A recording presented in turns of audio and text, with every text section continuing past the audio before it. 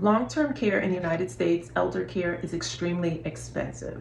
So unless a person has prepared for their long-term care plan vis-a-vis Medicaid trust or irrevocable trust, a lot of seniors are going to have to come out of pocket to pay for their long-term care, which could be upwards of $10,000 per month, which is cost prohibitive for the majority of people. And so, because we're experiencing this healthcare crisis, seniors are going to experience it. And so, I believe with the elder care conversation, it's not just for the seniors to decide, but it also invites an intergenerational discussion with their children, their grandchildren, perhaps their great grandchildren, to come up with a plan that is better than paying $10,000 a month to a nursing home or a continuing care facility or an assisted living facility. There has to be an intergenerational discussion, and it's in the younger generation's best interest to really facilitate this discussion. And I know that the older generation many of them are difficult and reticent to have transparent conversations about their money and their assets, and they're very secretive. It's a generational thing, but they're very secretive about their money.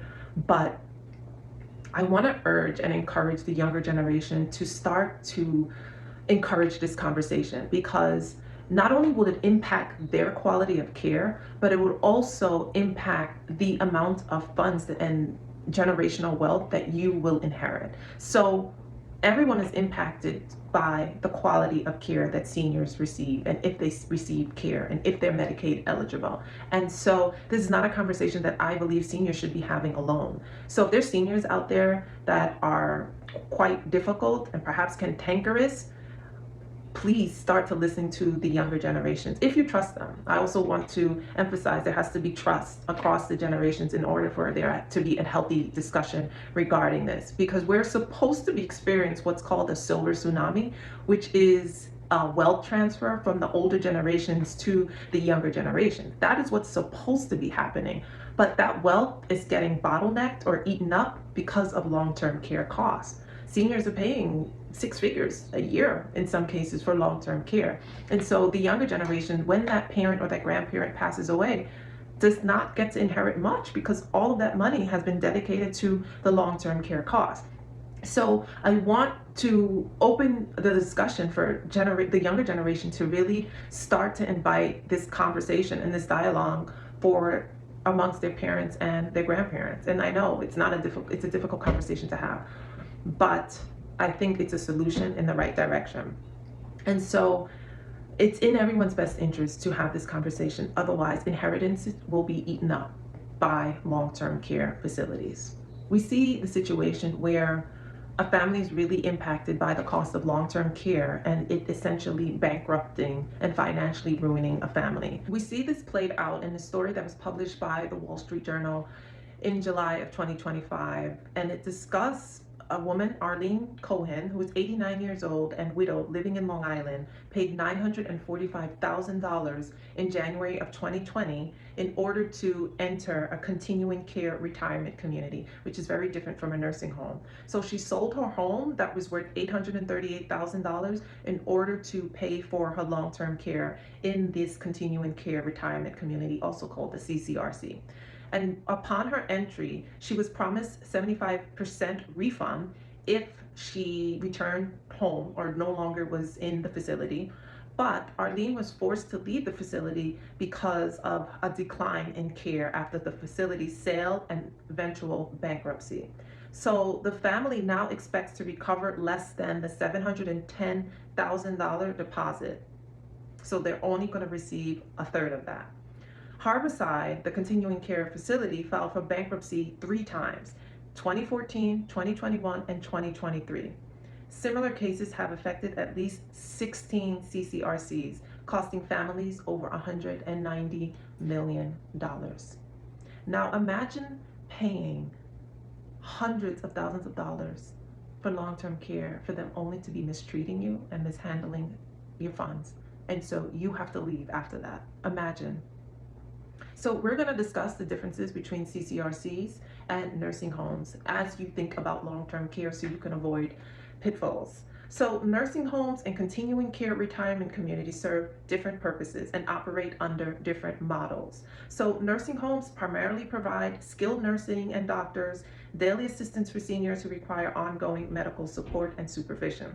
They focus on medical and personal care for individuals with serious health needs or disabilities, and they're heavily regulated by state and federal health agencies. Payment is usually through Medicaid, Medicare, private pay, insurance, or on a daily or monthly basis. Nursing homes also must have 24/7 care, medical supervision on site, including licensed nurses and often attending physicians or medical directors. Continuing care facilities, on the other hand, are more like housing providers. They provide housing options for the aging and range from independent living to assisted living to nursing care. Many residents begin in independent living conditions and move to higher levels of care as they age and perhaps develop more chronic conditions. CCRCs also generally require large upfront entrance fees plus monthly fees, and the entrance fees are often only partially refundable. Unlike nursing homes, CCRCs are regulated more like housing providers, and the level of medical care provided varies. So there's no baseline as to what is required by CCRCs to provide to the residents. It varies. Regarding nursing and medical staff, CCRCs do not provide access to nursing care, but the extent varies by community, so it's discretionary. They are required to have licensed nursing staff for their assisted living and nursing care portion, including registered nurses, licensed practical nurses, and certified nursing assistants. While some CCRCs have physicians on staff or physicians that are affiliated with the community, full-time doctors are not required. Medical care is often coordinated with outside doctors or visiting physicians. So if there is a medical crisis, that facility will have to outsource that crisis to a medical provider, a hospital, or a rehab facility. In summary, nursing homes function as medical care facilities with continuous nursing and medical staff for residents with high medical needs. CCRCs function more like residential communities, offering various levels of care that's not uniform and in some cases could be discretionary. And so this clear distinction. So as you think about the long-term care, is it worth it to pay hundreds of thousands of dollars selling your primary resident in order to live in one of these facilities? In terms of when you are entering the continuing care facility, there are some critical points to also consider. High entrance fees, hundreds of thousands of dollars, requiring people to cash out their IRA or sell their primary residence. If there is a refund, there's contracts that have to be signed upon entry. If there's a refund, there's no regulation whether or not a person will receive their refund if they leave the residence. If the facility goes bankrupt, entrance fees are treated as unsecured debts, meaning the families may only get a fraction of the refund, if at all, and it may take months or years to receive it. In the Harborside facility example, families are only expecting 25 to 33% of the promised refund due to the bankruptcy. Refunds depend on asset liquidation and bankruptcy proceedings. So there's no legal protection if a facility goes bankrupt. And so unused funds are not protected, whereas in a nursing home facility, unused funds are protected and earmarked and must be returned to the resident once departure, upon 30 days of departure.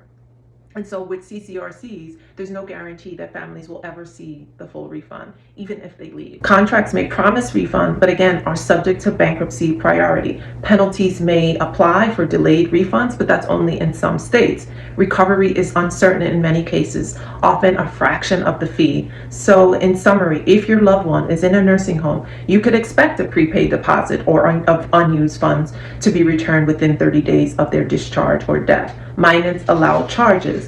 But if your loved one is in a CCRC, it's a bit more ambiguous as to what will be refunded, if it will be refunded, especially if the facility has filed bankruptcy. So CCRCs, they look like upscale nursing homes, but their finances operate more like real estate contracts or insurance products. When these communities collapse, residents' entrance fees are not treated like deposits that they get to receive back. They're part of the bankruptcy estate and not guaranteed to be refunded. Meanwhile, nursing homes operate under stricter state and federal healthcare laws, and refunds must be issued upon 30 days of departure. So here you are, you have two different models. Use your judgment as to what you think is ideal for your loved ones. I also want to invite other solutions, as I discussed on this channel, which involves the Medicaid planning, as we discussed earlier, irrevocable trust in order to be Medicaid ready, in order to pay for long-term care. And that long-term care can be in a nursing home, but it can also be in your home as well, where an aid is paid vis-a-vis Medicaid to come to your home and take care of you. But also think about medical tourism. There are so many options out there for long-term care for elders in other countries, Colombia, Mexico, Costa Rica, as I explained in another video, at a fraction of what it's costing Americans to receive the same care, medical care. And the care is a lot more comprehensive and less about money and more about treating the patient, because healthcare is a human right in many other countries, unlike in the US, where a lot of it is tied to what you could pay for is the type of care that you receive. But the nursing home care model is available in other countries at a fraction of what Americans are paying. I did a video regarding Costa Rica and Colombia and the cost of long-term care in those countries, as well as the visa process, because many countries do invite seniors to come and retire there and enjoy their robust and innovative and extensive medicine. It's not taboo. As a matter of fact, they provide medical visas if you're a senior and you're concerned about your health care, and they invite you to come to these countries. So if you're concerned about your long-term care, this is a really good time for families to come together and really have a transparent discussion as to what's going to happen with mom and dad or grandma and grandpa. Because again, for the younger generation, this impacts what you will inherit. And not to say that in an opportunist way, but if your parents worked hard and accumulated some level of stability, you should be able to enjoy that, and it should not be squandered for, squandered to the extent hundreds of thousands of dollars, close to $1 million going toward medical care in many cases. And our main story is unfortunately not unique.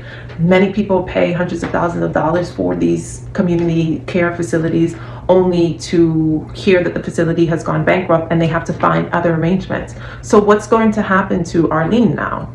She's lost her family home.